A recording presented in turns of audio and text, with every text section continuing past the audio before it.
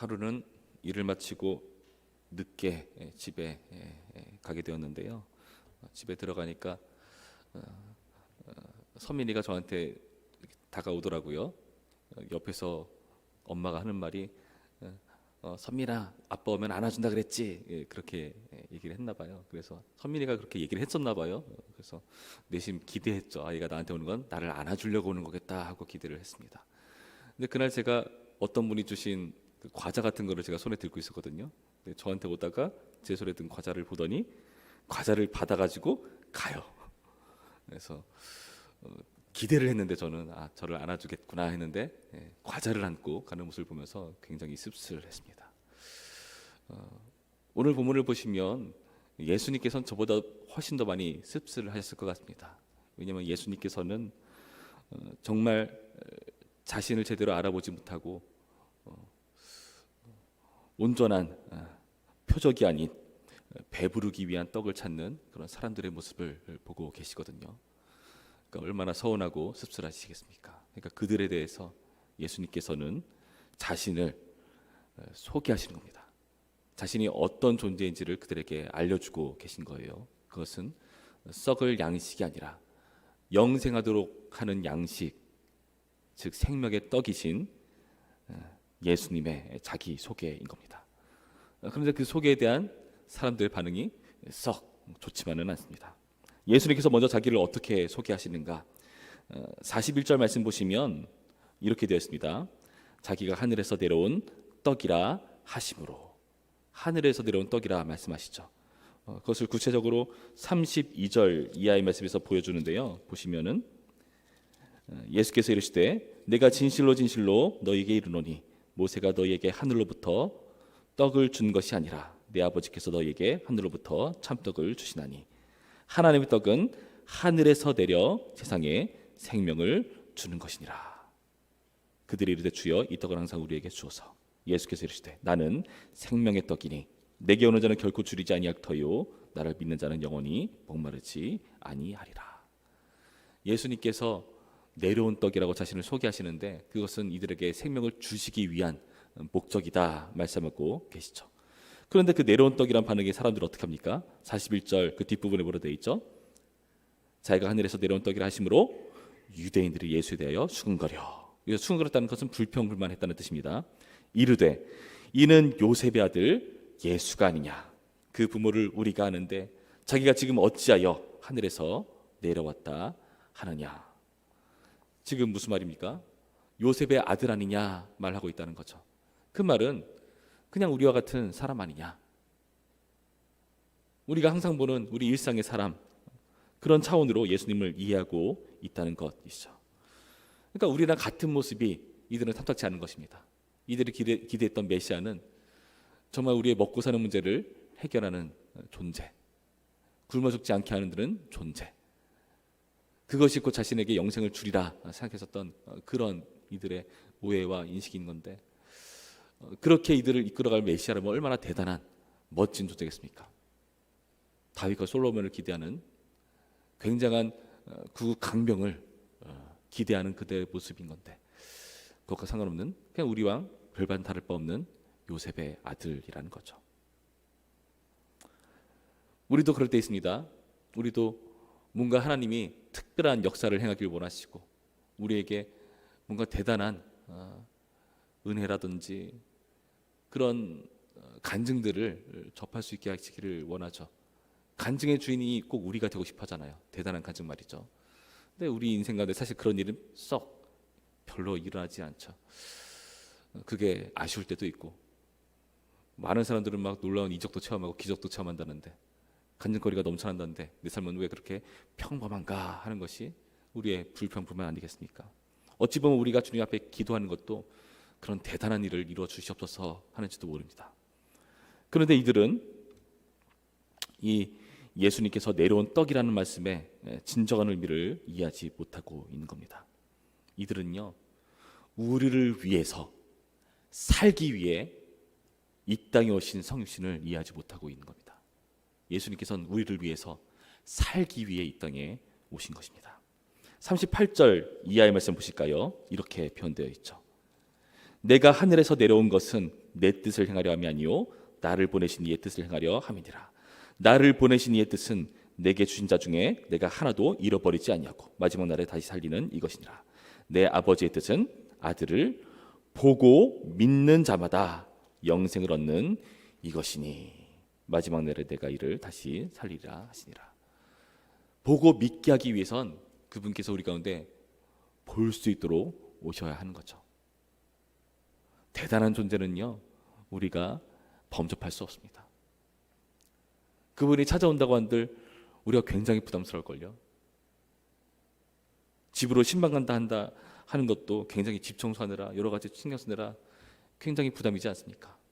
그런데 놀라우신 하나님께서 우리 가운데 찾아오신다는 것은 굉장히 큰 부담인 겁니다. 근데 그분께서 우리와 별반 다를 바 없는, 아니 오히려 더 흠모할 구석 없고 우리보다 못한 모습으로 찾아오신 예수십니다. 갈릴리 사람 아니냐, 나사렛 사람 아니냐, 거기서 어떻게 선한 것이 날 수 있느냐, 요셉 아들이지 않느냐. 우리는 그렇게 실망하는 말을 하고 있지만 그것은요, 우리로 하여금 보고 믿게 하도록 하기 위해서, 그렇게 함으로써 마지막 날 우리에게 다시 사는 영생을 주시기 위한 하나님의 놀라운 사랑이라는 것을 우리는 다시 한번 생각해 봐야 됩니다.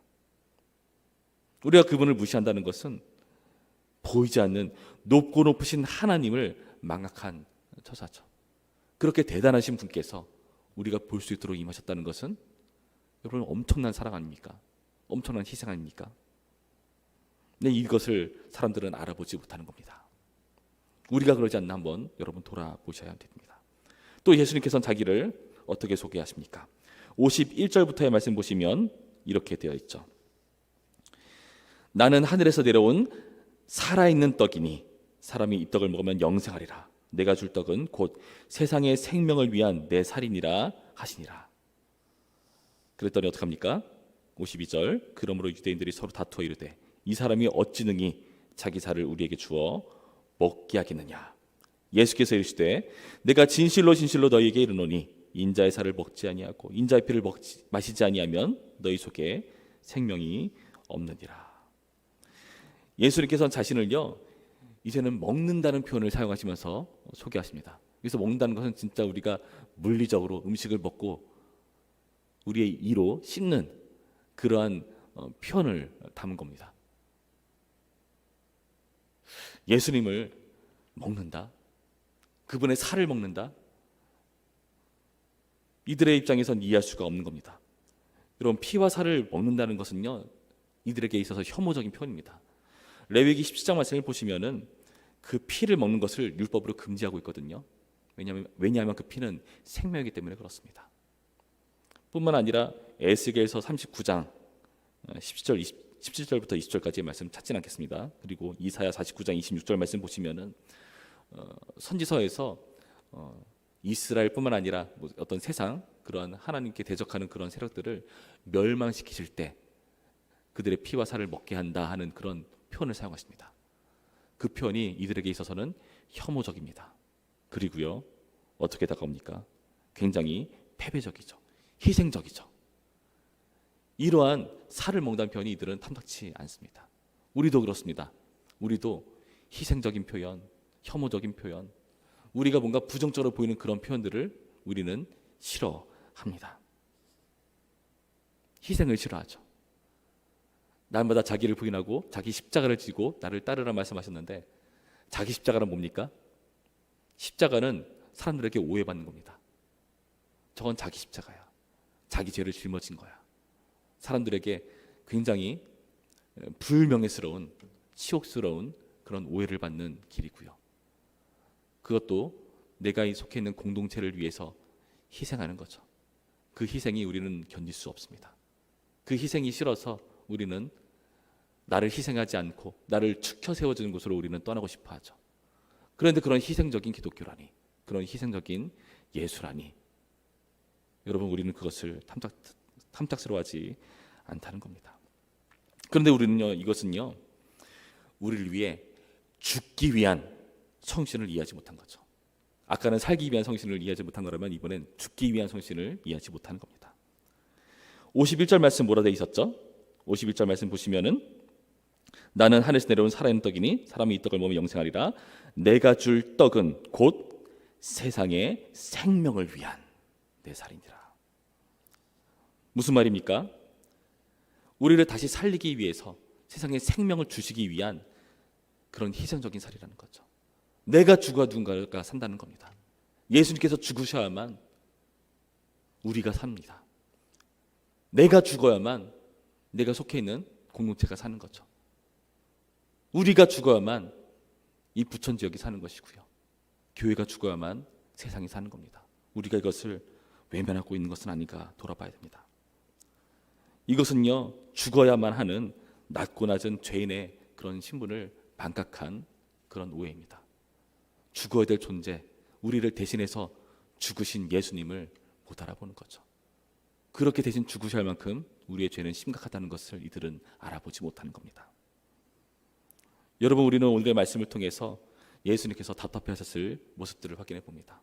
이들은요, 내려온 떡, 먹게 할 살 다 거부합니다. 우리를 위해서 살기 위해 이렇게 온 거라고, 우리를 위해 죽기 위해서 자기 살을 먹으라고 하는 거라고 다 이해하지 못하죠. 우리는 그것을 싫어합니다. 그러나 그것이 결국에 우리의 생명을 위한 예수님의 역사라는 것을 우리는 오늘의 말씀을 통해서 확인해 봐야 됩니다. 예수님께서 이 땅 가운데 오셨습니다. 많은 사람들이 그 예수님을 어떻게 받아들일까요?